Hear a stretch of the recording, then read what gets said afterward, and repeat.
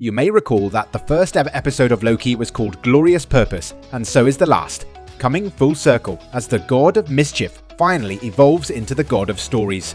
For everyone else, the possibilities are now infinite, but for Loki, there is now just one life to lead, sat upon a throne, just as he once coveted, alone forever. I am not okay.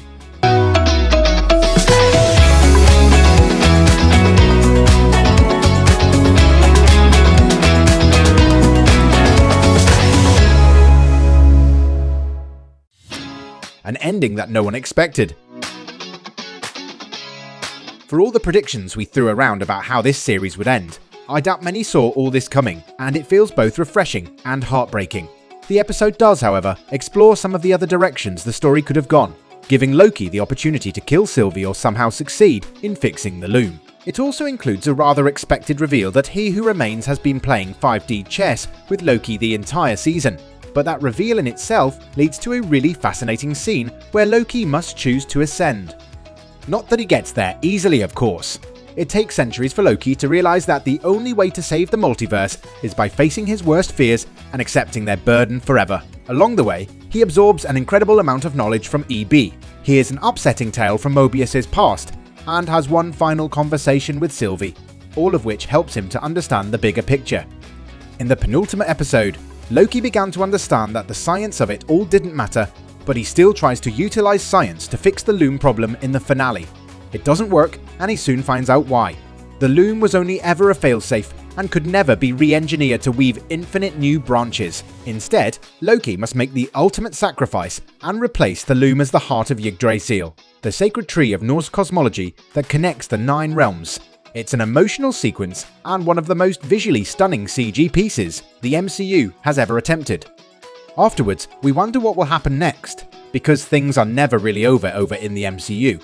But this season seems to close the book on Loki, and if we don't see Tom Hiddleston don the character's horns again in the future, this will at least make for a fitting goodbye. I can't imagine he ever thought things would stretch this far, especially after Marvel already tried to kill Loki off twice.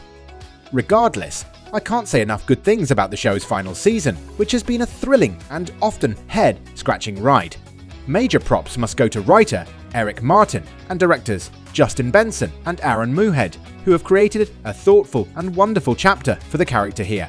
If Marvel were looking for a new dream team to steer their MCU into less choppy waters, they have certainly found one. Everyone else who worked on this series should also be incredibly proud, including the phenomenal cast, production designers, the VFX crew, and composer Natalie Holt. The elephant in the room. Addressing the elephant in the room, the Jonathan Majors of it all remains a conundrum for Marvel, now that He Who Remains variants are free to cause chaos across infinite timelines, and I'm sure there's a lot of pressure on Marvel to address that situation before they embark on any more tales with Kang at the centre. I could personally do without any more of them. Kang is such a headache, but if they choose to keep the focus on the character going forwards in whatever form, I hope they put as much energy and creativity into it as they have in Loki. The ending. The end of this finale will stay with me for a while. I have to admit, I shed more than one tear when Mobius went to watch over the family he never got to keep. We will surely see Owen Wilson as Mobius again, very soon. But this series has only served to prove how underrated he is as an actor, seeing Loki smile at the centre of everything, knowing his friend will finally get to choose his own destiny, was such a wonderful and painful moment that connected the two across time and space.